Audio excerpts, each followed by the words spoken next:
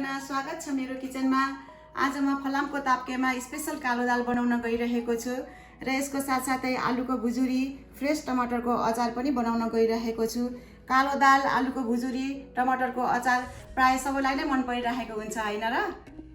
सुरुमा म कालो दाललाई प्रेसर कुक गर्दै छु। मैले यसलाई आधी घण्टा पहिला राम्रोसँग पखालेर केलाएर भिजाएको थिएँ। अब म यसलाई अदुवा नुन राख्दै छु। 2 टीस्पुन राखौँ अहिलेलाई। प्रेसर कुकर छ भनेदेखि प्रेसर कुकरमा बनाउँदा पर्यो भने चाहिँ 3-4 सिटी लगाउनु होला। मैले चाहिँ इन्स्ट्यान्ट पटमा बनाउँदै छु। 1 टीस्पुन राखेँ मैले यो अदुवा, अहिले पछि फेरि राख्नुपर्छ। अब अलिकति हिङ राख्ने, हिङले पनि राम्रो स्वाद ल्याउँछ। कालो दालमा हिङ राख्नुपर्छ। अलिकति तेल राख्ने, तेलले पनि लपक्क गरेर पकाउँछ।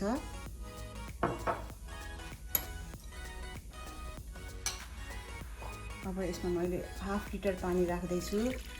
मैले मनतातो पानी राख्दै छु।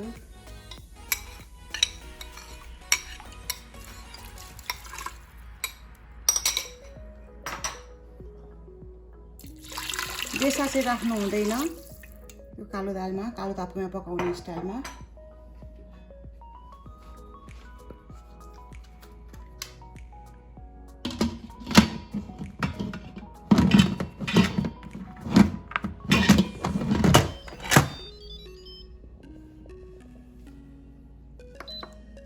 मैले 11 मिनेट जति पकाउँछु। अब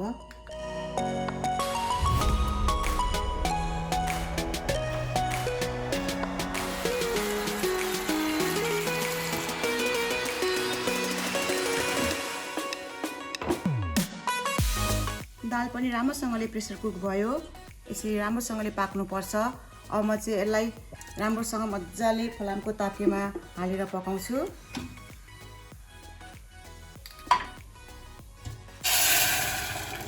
यसरी मैले अब कालो ताप्केमा, फलामको ताप्केमा राखेँ। यो फलामको ताप्केहरू पकाएपछि चाहिँ युज गरेपछि माजेर तेल राखेर राख्नुपर्छ, नभए खिया लाग्छ। अनि फेरि पकाउने बेलामा माजेर राख्नुपर्छ। अब म यसमा अलिकति तातो पानी राख्दैछु। यसरी अहिले चाहिँ धेरै राख्नुपर्छ, अनि बिस्तारै अलि पाकेपछि सुक्दै जान्छ। यसरी फलामको ताप्के छैन भनेदेखि प्रेसर कुकरमा दाललाई यसरी पाकिसकेपछि यसरी यस्तो यो फलामको कचौरा पाइन्छ, यस्तो हालेर यतिखेर उमाल्दा पनि यसले पनि धेरै राम्रो फरक पार्छ। तर फलामको ताप्के जस्तो हुँदैन, तर पनि राम्रो गर्छ। अब यसलाई मैले एकछिन पकाउँछु। यसलाई बिस्कन पकाउनुपर्छ, उमालिकन। दाल अब यतिको उम्लियो। अब म यसलाई छोप्दैछु। यतिको उम्लेपछि छोपेर पकाउनुपर्छ र टाइममा चलाइराख्नुपर्छ। तल यस्तो लाग्न दिनु हुँदैन दाल।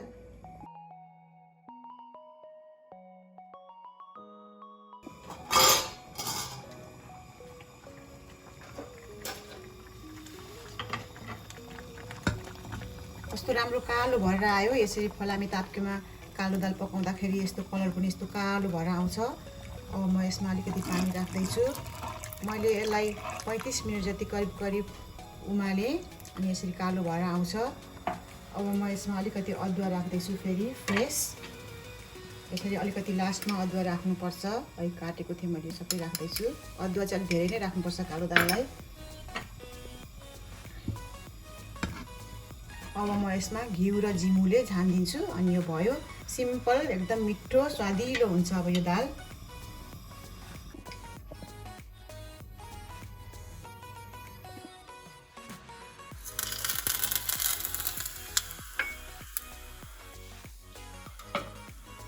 अब यसलाई झान्दाखेरि छोपिहाल्नुपर्छ, यसको बास्ना मिठो आउँछ।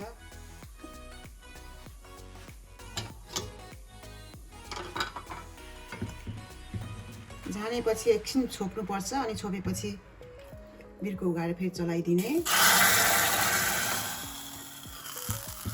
अब म यसलाई साइड लगाएर राख्छु र आलु भुजुरी बनाउन सुरु गर्छु। एकदम मिठो मङमङ बास्ना आइरहेको छ। मैले आलु भुजुरी बनाउनलाई यसरी आलुलाई लामो लामो गरेर मसिनो गरेर काटेको छु। यो एकदमै सिम्पल हुन्छ, यसमा केही पनि फुराउनु पनि पर्दैन। अब तेल तातेपछि यसरी बिस्तारै आलुलाई राख्दिने। यसलाई चाहिँ अलिक धेरै तेलमा फ्राई गर्नुपर्छ। म चाहिँ दुईचोटि गरेर प्रयोग गर्दैछु।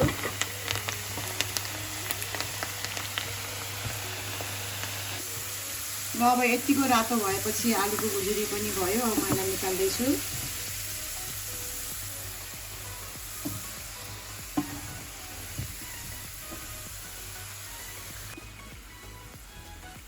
मैले चाहिँ यो आलुलाई बोक्रा नतासिकन भुजुरी बनाएँ। आलुको बोक्रा मन पर्दैन भनेदेखि तासेर बनाउनु होला।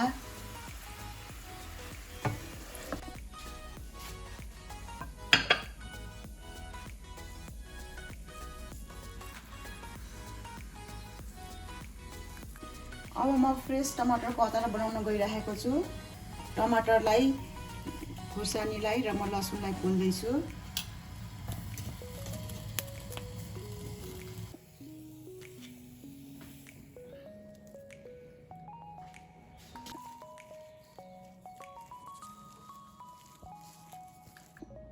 अब टमाटर पोलेर पनि रेडी भयो। अब म यसमा खुर्सानी, टिमुर राखेर पिस्छु। पहिला एकैछिन यसरी। अब लसुन र नुन राख्दैछु। फेरि यसलाई एकैछिन खिच्छु।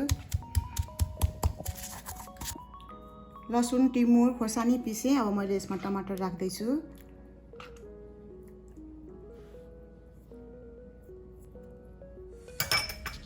अब यसलाई एकदम मसिनो पारेर पिस्नुपर्छ, बिस्तारै यसरी।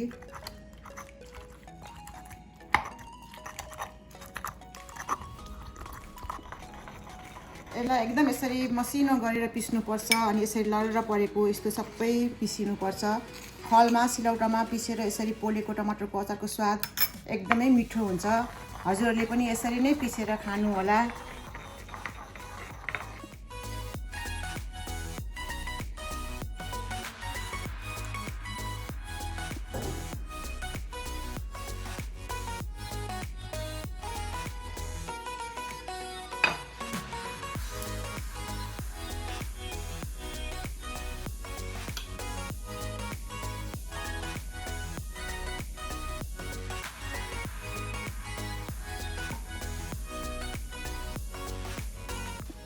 अब यसमा मैले तातो घिउ राखेर सर्भ गर्छु।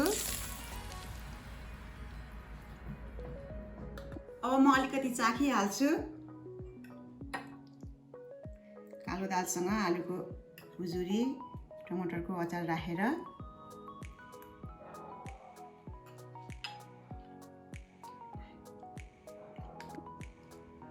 साह्रै नै मिठो भएको छ। फलामको ताप्केमा पकाएको कालो दाल, जिम्मुले झानेको, टिमुर हालेको टमाटरको अचार, आलुको भुजुरी र घिउले चट्ट पारेर झान्दाखेरि त एकदमै मिठो भएको छ। आशा छ हजुरलाई यो रेसिपी मन पर्नेछ र मेरो च्यानललाई लाइक र सब्स्क्राइब गर्नुभएको छैन भने गरिदिनु होला। धन्यवाद।